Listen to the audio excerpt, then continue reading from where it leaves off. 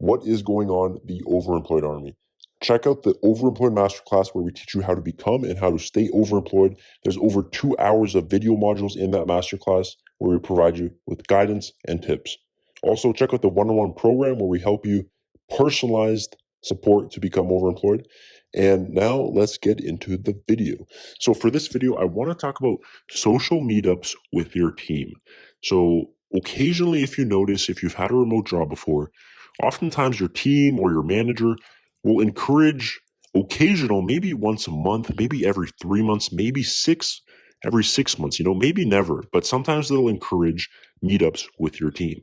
Now, what does that constitute? Usually it means every now and then your team might meet up and they might work. They might not even work. It might just be a purely social event with your team and your wider company. And you guys will just do like team building events, right?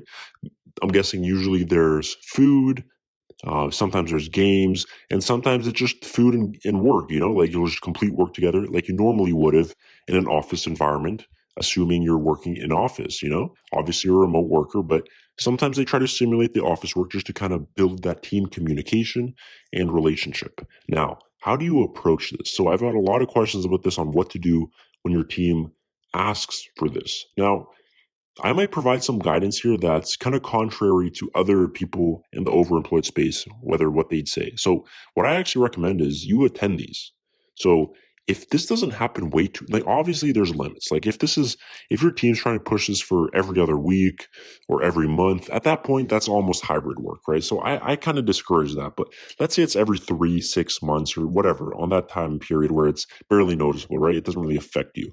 I recommend to always attend those. Now, why do I recommend this? I recommend this because it builds great trust.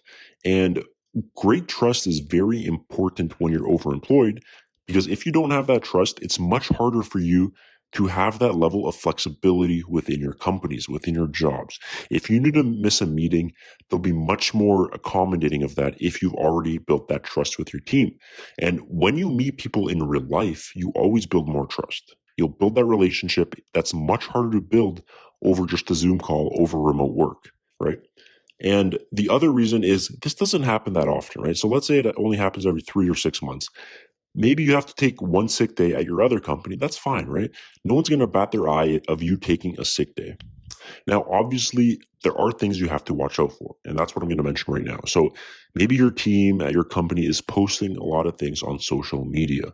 Now, that's something you want to be wary of and cautious of, because you don't want you to be, either way, you should have your LinkedIn hibernated. If you haven't checked out the masterclass, we'll include other tips in there, but what we mentioned is there, hibernate your LinkedIn after you become overemployed, right?